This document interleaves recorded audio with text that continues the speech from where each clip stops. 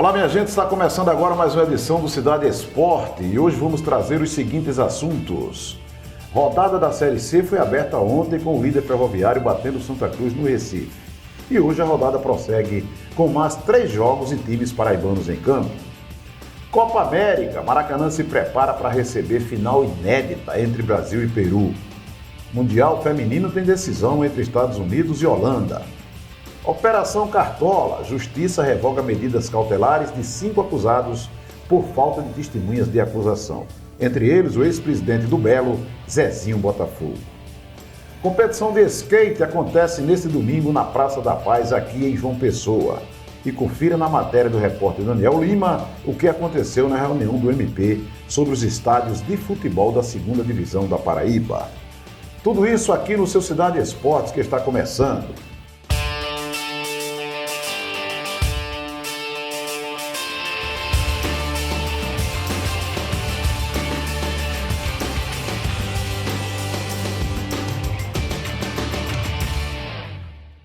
O Cidade Esporte está no ar e você pode nos acompanhar todos os dias no Facebook, no Instagram e também no YouTube.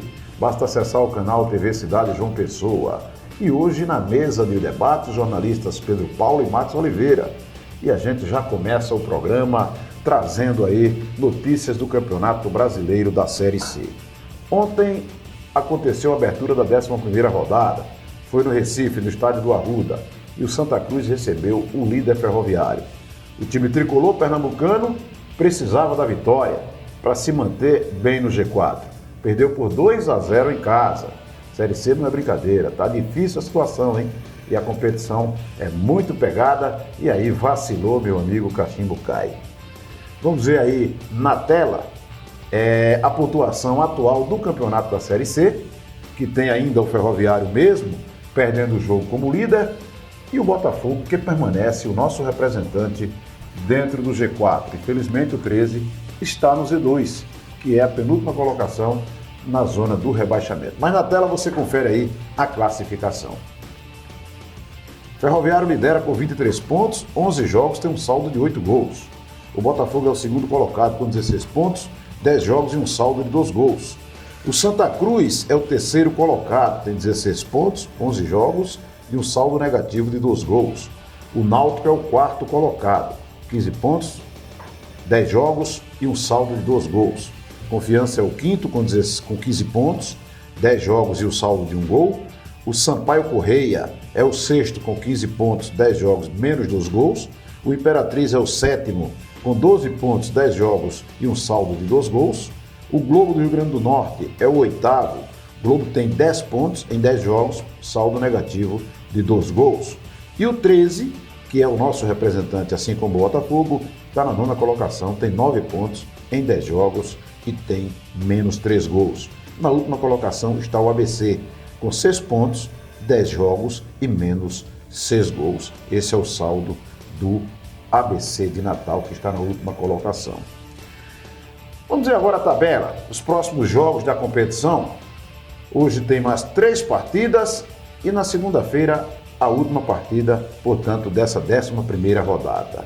Depois de ontem, sexta-feira, com a derrota do Santa Cruz 2-0 para o Ferroviário, hoje teremos às 18 horas no Frasqueirão em Natal, o ABC recebendo o 13, que é o nosso representante.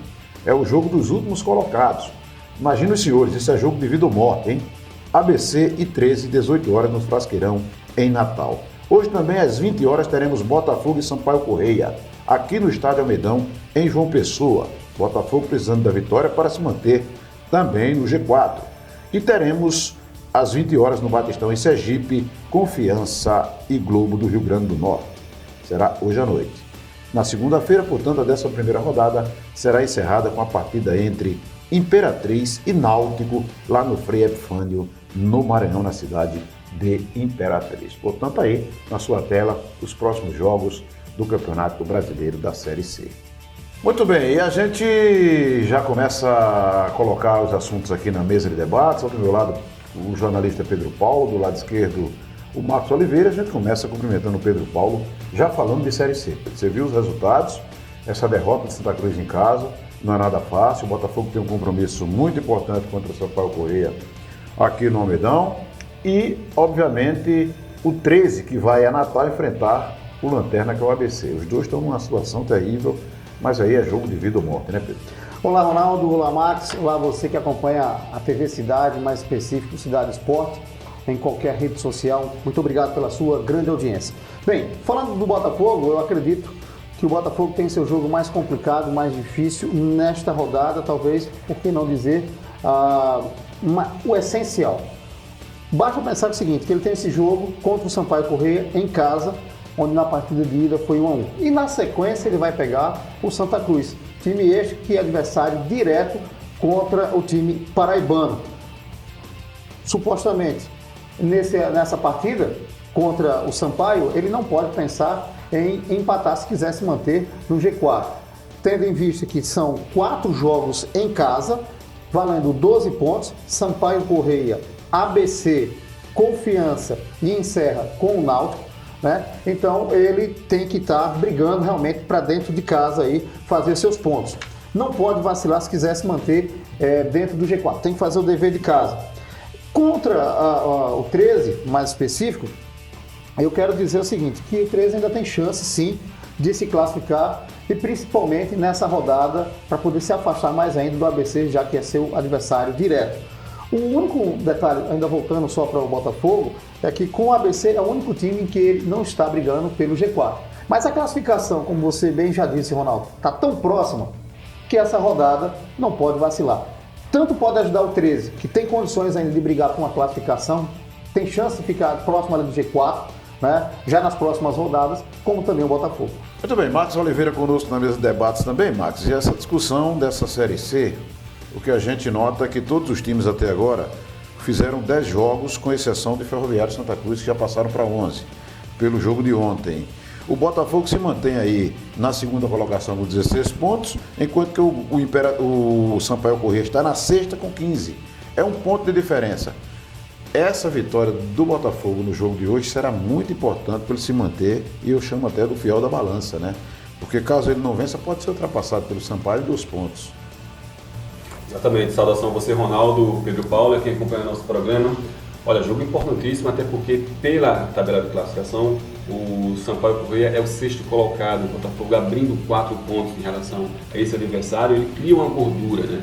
Falar em gordura na Série C, na zona de classificação, é um feito assim difícil de acontecer, né? Você bota, por exemplo, a condição do Botafogo jogar a próxima partida, como o Pedro Paulo destacou, o nível de dificuldade diante do Santa Cruz, você cria uma gordura para ele administrar essa situação dentro do Santa Cruz. Aí mais à frente a gente pode projetar os próximos adversários do Botafogo, com jogos de fora, jogos de casa, jogos fora, mas é um jogo, do ponto de vista da estratégia, você ter a condição de abrir 4 pontos em relação ao primeiro adversário fora da zona de classificação é fundamental para o Botafogo no jogo de hoje.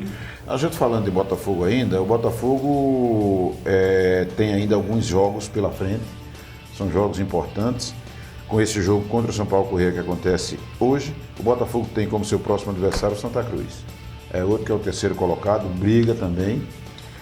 Depois tem o ABC fora de casa, Max, tem o Imperatriz também, aliás, o Santa Cruz fora de casa, joga em Recife com Santa Cruz, aí enfrenta o ABC dentro de casa. Aí sim, o jogo contra o ABC é praticamente uma obrigação vencer, porque está numa colocação muito lá embaixo, E um detalhe, muito atrás pode do ajudar Botafogo. o rival, né? O 13 nessa situação. E pode ajudar o 13, mas não vamos nem pensar em ajudar o rival, porque é uma coisa extremamente complicada. Aí depois tem o Imperatriz, tem o Imperatriz fora de casa. O jogo com o Imperatriz é lá no Maranhão. E volta para jogar com Confiança e encerra contra o Náutico, esses jogos todos dentro de casa. Então, esses 3 pontos dentro do Sampaio é importante, vai a Recife, tenta pelo menos buscar o empate, porque aí, quando voltar para jogar com o ABC, fatura mais 3 e o caminho fica aberto, logicamente, para essa classificação, que é importante para o Botafogo. Aí sim, com uma classificação assegurada, o Botafogo se tranquiliza mais. O técnico Evaristo Pisa tem consciência de tudo isso, né? E ele poderá ter a volta hoje do Clayton, né? Jogador fundamental, né? Que dá um ganho de qualidade muito grande esse time do Botafogo, que deve manter ali o Nando, que vem sendo contestado. O Felipe Alves vem pedindo passagem, um jogador muito interessante, de uma técnica muito boa, se encaixou muito bem ali dentro do sistema do Botafogo. O próprio Kelvin, que é um jogador novidade, né? Que também vem agradando. Acho que o Botafogo chega nesse jogo no cenário ideal, dentro de casa, com nenhum desfalque, apenas o Fábio Alves, lateral esquerdo, mas o substituto não compromete. E a gente bate naquela tecla, né, da condição estratégica de vencer o Sampaio, abrir 4 pontos de diferença e depois na sequência você tem o Santa Cruz, mas no contexto que você já tem uma gordura para poder administrar. Eu considero o jogo de hoje contra o Sampaio, o jogo de Santa Cruz, os jogos mais importantes porque podem definir um rumo ao Botafogo na competição e mais na frente ele poderá apenas administrar. Só pegando uma deixa, lembrando que é o seguinte, que o Botafogo ou tá com um jogador no DM ou voltando. O Fábio Alves, Marcos Vinícius, Aurélio, Cleiton, o Cleiton, como chamam, né? Juninho. O momento chave da competição que o Botafogo está passando agora veio de uma situação do próprio paraibano, com a Copa do Nordeste, onde acabou caindo já no finalzinho nessa decisão, né? Onde começou muito bem, e teve esse momento da Copa do Brasil. E agora essa Série C, uma competição que está terminando meados de setembro. Essa é a grande situação que o Botafogo tem que estar pensando. E o Pisa tem que estar administrando. Agora o Pisa, viu, me permita só fazer uma observação. Ele reclama demais da questão da sequência de jogos, do calendário. É uma condição onde todos os adversários passam, né? Por essa dificuldade. O Botafogo hoje está jogando apenas a Série C. Então aquele discurso de se dividir entre outras competições já se foi. Né? Então ele reclama porque tem 3 jogos em uma semana, mas... enfim, Mas é porque ele foi também a equipe que mais jogou, entre as 5 que mais jogou ao longo desse primeiro semestre. Então há um desgaste, sim, um trabalho de fisiologia em cima desses jogadores da equipe do Botafogo da Paraíba. Muito bem, e o 13 Futebol Clube? Bem rapidinho, que situação complicada é a situação do 13. O 13 não consegue engrenar, teve uma vitória importante contra o Santa Cruz em casa, agora já tem o ABC lá no sofrimento também. Será que o 13 vai conseguir escapar? Agora entra aquele trabalho psicológico também, né, Ronaldo? Você tem uma condição adversa na tabela, a dificuldade de estar pontuando ali na zona de baixo, você tem um jogo entre os outros ali contra o ABC fora de casa. Eu acho que nesse momento a experiência do Marcelinho, do próprio Bismarck, ela tem que falar alto para o 13 poder administrar a situação e poder sair dessa, né? São apenas 9 pontos no campeonato até agora, né? Não é uma distância muito grande não, porque quem está fora tem 10, só tem um ponto também que é o gol. gol. Em 2016, o próprio 13 já teve também situações melhores, né? Em outras edições. Então, eu acredito que ainda assim dá para o torcedor 13 anos acreditar na sua equipe. Agora tem que fazer também o dever de casa.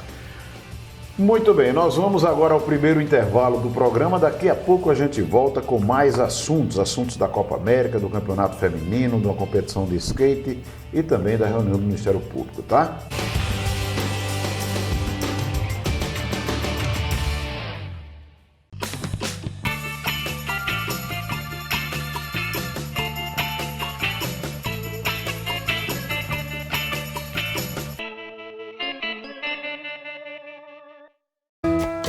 TV Cidade João Pessoa.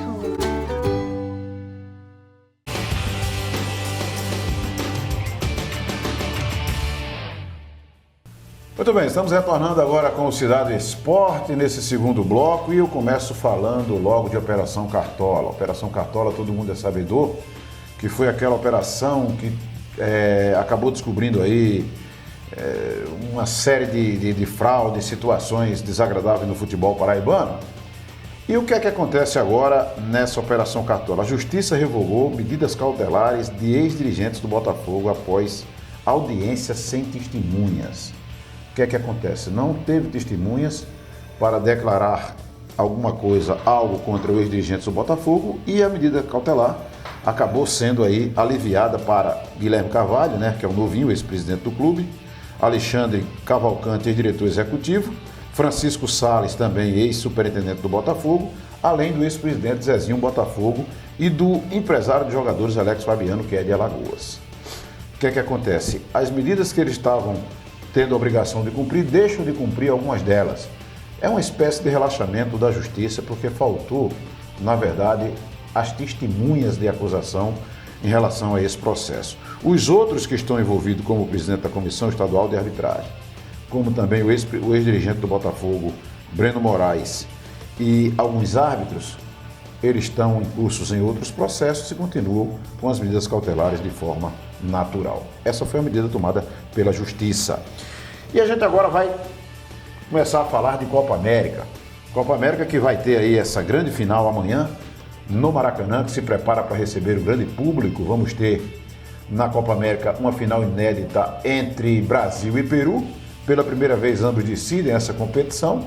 Hoje acontece o jogo da disputa do terceiro colocado, né, entre Argentina e Chile, e amanhã, portanto, na Copa América, essa grande decisão.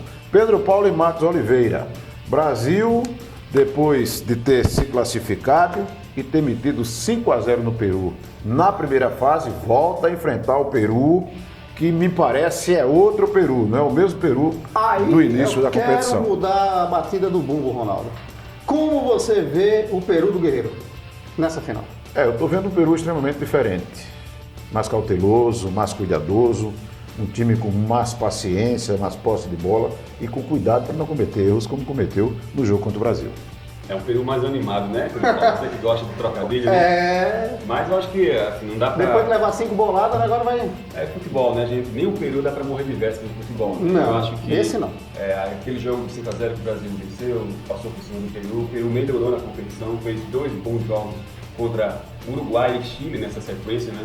E mereceu chegar à final dentro de campo, mas a disparidade técnica entre as duas equipes é muito grande. Acho Também que o Brasil entra em campo como amplo favorito. Se o Brasil perder, só se for aquele dia que der tudo errado, jogadores não conseguirem render aquele pico, e o Peru fazer a partida perfeita. E só uma questão sobre essa Copa América, eu acho que acredito que é esperado o título do Brasil, que vem no momento onde você tem a redenção de alguns jogadores como o Felipe Coutinho, como o Gabriel Jesus, que não foram bem na Copa do Mundo, e você consolida o trabalho de outros jogadores ali, como o goleiro Alisson, a dupla de zaga, então vai dando uma certa tranquilidade para o Tite em relação a alguns atletas que precisavam, né, de uma afirmação na seleção. Consolida, Alisson? Alisson consolida. Por quê? Porque ele, no Liverpool, está inquestionável. Né? Na seleção brasileira ele foi contestado na Copa do Mundo porque não foi tão experimentado. Na partida onde ele foi experimentado contra a Bélgica, acabou tomando um gol, que acredito que não teve nenhuma culpa, mas... Cara, na Copa América, Pedro Paulo, já provou, né? Nem o gol. Mas já provou. Então, Sim, não mostra também uma defesa, não mostra também o papel você acha do goleiro que ele- como está. Então você acha que ele ia se consolidar tomando gol? Não, ele está fazendo o papel dele. No momento que é exigido, Claro. ele, né, não está comprometendo. Claro. Você sabe que essa final da Copa América, por exemplo, uma curiosidade muito importante é que os ingressos vendidos para as finais da Copa América não foram o que esperava a organização e a Conmebol da competição. Por quê? Porque ninguém sabia quem seriam os finalistas e eles deixam de última hora para comprar os ingressos. Mas isso é um procedimento que já acontece em Copa do Mundo, natural. Olimpíada, isso é natural, Mas você o que eu compra quero- ingresso antes. Mas o que eu quero falar é que a venda de ingressos aumentou no Peru. Muitos peruanos desembarcaram ontem no Rio de Janeiro e estão com muita esperança de ganhar esse título. E a torcida peruana vai ser muito grande, não será uma torcida pequena, não. Pode ter certeza disso. Será muito grande o Maracanã. Não vai ser maior do que a brasileira, mas será uma torcida muito grande e vai fazer barulho, viu? Vai Agora, fazer Marcos, barulho. o que eu acredito é que consolida aí, no caso, seria o trabalho de o Everton Cebolinha. Por quê? Porque ele já vem sendo conhecido dentro do próprio Grêmio no futebol brasileiro. No caso do Everton, me perdoe se eu discordar, eu acho que ele não é que consolida, eu acho que ele sai em alta da seleção brasileira. Um jogador que precisava de um momento na seleção brasileira, eu acredito que ele soube aproveitar. Consolida o trabalho de quem já vinha, como o Alisson, né? Precisando apenas de uma afirmação. Eu acredito que ele sai bem nessa competição. E ele ganhou a vaga de titular porque ele mereceu. O que ele fez, o que ele apresentou, os jogos quando ele entrou, ele deu certo naquela posição, fez gols. Mas mesmo assim, o por time isso não tirou retornou. na última partida. Outra coisa também que a gente deve lembrar é o Daniel Alves, que, experiente, não pôde estar presente na Copa do Mundo pela lesão, mas já tem uma história muito grande, não só no PSG, no próprio Barcelona, e na seleção brasileira. Então, eu acho que levantar o nome do Daniel Alves naquela posição ali foi muito interessante. Agora, um fato que eu acho que chama atenção, Ronaldo, Max e a você que acompanha a Cidade Sport, é o Tite. Será que houve uma queda do rendimento do Tite, da entrada dele até o dia de hoje? Eu acho que esse é o grande questionamento. É o Tite do Corinthians ou é o Tite de seleção brasileira? Eu acho que essa é eu particularmente, e não sei se o Max vai concordar com isso, eu achei que o Tite conversou demais durante esses 3 anos de trabalho na seleção. Inventou aquela história de rodízio de capitães, que foi um erro grande do Tite. Pegou bem, né? Não pegou bem. Agora ele colocou o Daniel, o capitão é o Daniel Alves, saindo muito bem, ganhou moral, deu moral à seleção, porque é para isso que serve um líder, e o Tite falhou nesse processo. E o que é pior, já especula-se aí a saída do Tite da seleção brasileira após a Copa América. Independente do Ele resultado. próprio, eu acho que o próprio Tite, ele já sente uma pancada nas costas, não é? Muito forte em relação à sua aceitação à frente da seleção brasileira. Isso é natural e é de treinadores. Se ganhar a Copa América, a coisa pode mudar. se não ganhar a Copa América, meu amigo... Apesar de que a fonte desse daí foi o Juca Kfouri, no seu site, pela ESPN, que também participa na CBN, empresa que você teve também no tempo lá, tivemos juntos. E o Juca Kfouri realmente tem bastantes fontes. Mas a grande questão é, será que realmente essa foi uma decisão do Tite ou foi apenas especulação? Pressão? Não tem decisão ainda, Pedro. Não Tem decisão. O que o Juca Kfouri Está levantou... sendo especulada uma situação. É. O Tite Mas quem começou já com essa sente história? que há uma certa Sim, rejeição ao seu trabalho. Mas quem levantou essa bomba, essa bola aí, foi justamente o Juca Kfouri. A Juca levantou, o Juca comentou o que já se falava, se propagava Mas o primeiro no meio do futebol. Agora, né? a questão é, até que ponto o efeito patrocinador tá batendo em cima disso? Não sei. Né? Aí a gente não vai Essa tocar é a nessa situação. questão. Então vale pensar um pouco. Mas aí são teorias. O que há de concreto é o do Gaspar, que já está no Arsenal, e o que o Juca apurou é que há um trabalho de bastidor para que o próprio Tite também possa ingressar nesse projeto, mas no campo das especulações. Justamente. Então, o que existe Porque é um cada um ia sair, ele tinha perdido o que sua existe é um base. desconforto do Tite com algumas situações, Desconforto maus do Tite. resultados, mas enfim, nada oficial ainda. Né? Muito bem, então vamos esperar, torcer pela seleção brasileira, nós que somos brasileiros, né? Para que o Brasil possa conseguir, Olha o que eu trouxe pra evidentemente... E você Nessa situação. estava com a bandeirinha escondida? Estava Por que você pronto não aqui botou a só para esse bandeirinha? momento aqui. ó. Muito bem, Sou brasileiro aí. com muito orgulho e com muito amor. Pois é, e aí a gente vai ficar na torcida para a conquista dessa Copa América, né? O jogo é amanhã, 17 horas no Maracanã, o Brasil vai parar para assistir, evidentemente, essa decisão inédita e todos nós devemos ficar na torcida pelo futebol brasileiro. Agora, futebol feminino, vai ter aí mais uma vez Estados Unidos na final, né? Já é bicampeão do mundo, pode ser tricampeã e agora enfrenta a Holanda, que eu acho que não era o adversário ideal para os Estados Unidos, não. Não, acredito que os Estados Unidos são Seria a grande França favorito. se não tivesse se cruzado, né? Acredito que os Estados Unidos é um grande favorito para essa decisão, apesar que estou dedos cruzados aí para a Holanda nessa situação.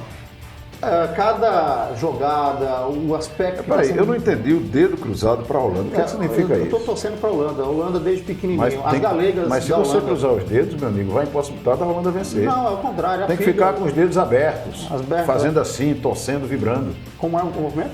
Faz assim com os dedos para os Estados Unidos, já que você não quer que os Estados Unidos É seja assim, campeão. então tá. Estados Unidos aqui para você. bom, aí é. Certo? E como é o movimento aí para a Holanda? Como A Holanda é assim, ó. Assim, né? Força Holanda. Mas sabe o que eu quero Força nos Estados laranja. Unidos? Que o Brasil se espelhe no modelo americano, que é um modelo consolidado, com os resultados, e que o Brasil possa implantar, pelo menos colocar algo similar no futebol feminino que é feito nos Estados Unidos. É interessante isso, né? Isso é bastante interessante. Até Olha. porque chega de uma maneira nova, né? Pouco tempo no Mundial e já chega com esse resultado a equipe da Holanda.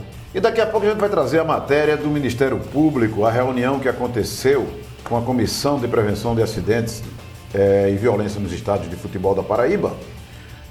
Essa matéria foi feita pelo repórter Daniel Lima, que vai daqui a pouco a gente vai colocar no ar essa matéria para você ver os velhos problemas que acontecem no futebol paraibano. Mas antes, deixa eu falar de uma competição de skate, hein?